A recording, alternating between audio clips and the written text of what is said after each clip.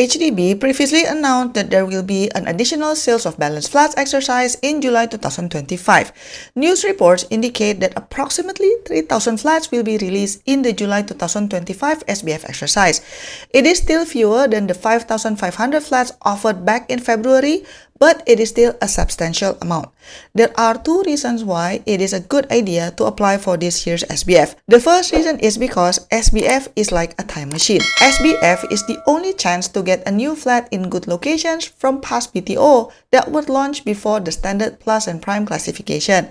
Besides, SBF is supposed to be launched only once per year, right? So this July is actually a bonus SBF round, but most likely next year, it will just go back to once every year. On the other hand, BTO launch is 3 times per year. So if you don't get SBF queue number this time around, you can still apply for the next round of BTO, which is supposed to be this October or maybe worst case November. The second reason is because SBF could have hidden gems. Contrary to the stigma that only low floors units are available, the February SBF exercise demonstrated that there were many high floor flats in desirable locations offered. Naturally, we must wait the announcement of the locations and flat types offered in this July SBF. However, I believe this additional SBF round is a positive news and something to look forward to. So, how to apply for SBF flats? Before we talk about how to apply, let's first discuss what is the criteria to purchase a flat via SBF. First of all, you need to qualify for the flat under one of HDB's existing schemes: public scheme, fiancé scheme, or orphan scheme. The second criteria is that one of the applicants has to be Singaporean, so it cannot be a couple where both are PRs. You also must be at least 21 years old, and note that there's also an income ceiling requirement. For families, the maximum household income per month is $14,000,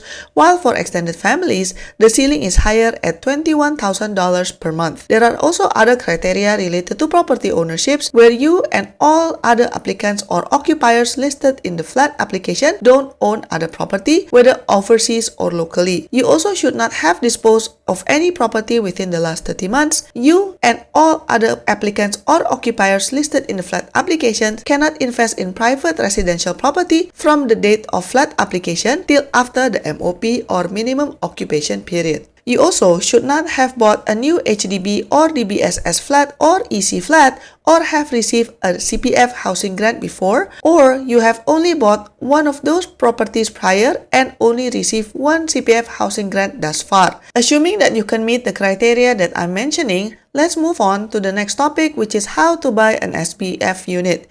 Here is an overview of the SBF process. So this chart that HDB provided stated that the first step would be to wait for the sale announcement and apply for the flat online.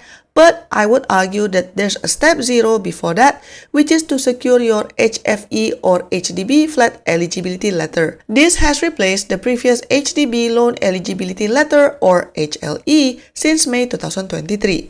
This letter will summarize your HDB flat eligibility, CPF housing grant eligibility, and HDB loan eligibility, as well as the amounts you can qualify for and can loan. Another key difference is you need to have a valid HFE letter upfront if you want to apply for the SBF launch. You can't just wing it on the fly because it can take up to 21 working days to process your HFE letter.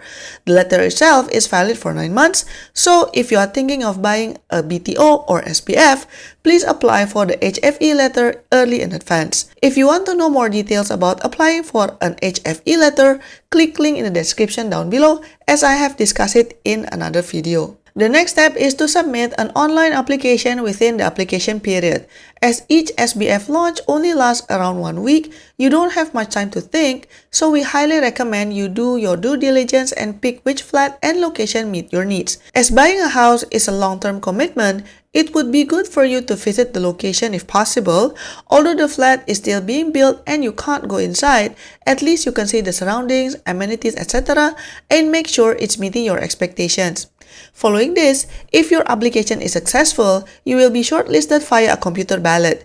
The HDB SBF results are usually announced in about 1.5 months. If you are lucky to get a small queue number, then your chances of getting the flat that you want are much higher. This is when you will also need to pay for the option fee, which is $1,000 for a 3-room flat and $2,000 for a 4-room or bigger flat. If you are buying 2-room flexi flat, the option fee is $500. Also, you'll want to get your finances to purchase your flat. If you are taking out a bank loan, then you should also secure your in-principle approval or IPA. After you have booked your flat, you will be asked to sign the agreement for lease and to make the down payment. Depending on how you are choosing to finance your HDB flat and how much your flat costs, the down payment amount will be different. Once your home is completed, you will then be asked to collect your keys and make the full payment. For those eligible and opting for the staggered down payment scheme, you will pay your down payment in 2 parts. The first when you sign the agreement for lease, and the second when you collect the keys to your flat. For flats that are already built, you can sign the agreement for lease, make the full payment, and then get your keys. Okay, now let's get real. Is it true that SBF is basically selling leftover flats? Well, it's true to a certain extent. When you apply for a BTO flat, you are essentially trying to get the opportunity to choose the best flat out of the bunch, right? But when you apply for a flat under SBF, generally there are 2 scenarios. The first scenario is that these flats are considered undesirable. It could be that the unit is on a lower floor, or close to the centralized rubbish disposal, or the view is blocked, etc. But there is the other scenario where there's nothing wrong with the flat, but it's just on the market because the buyer's circumstances change. For example, they broke up, got divorced, cannot secure a mortgage loan, and many more. So there is still hope. However, there is one thing that you should remember. There are serious consequences if you got a queue number but didn't pick a flat, no matter how bad your queue number is.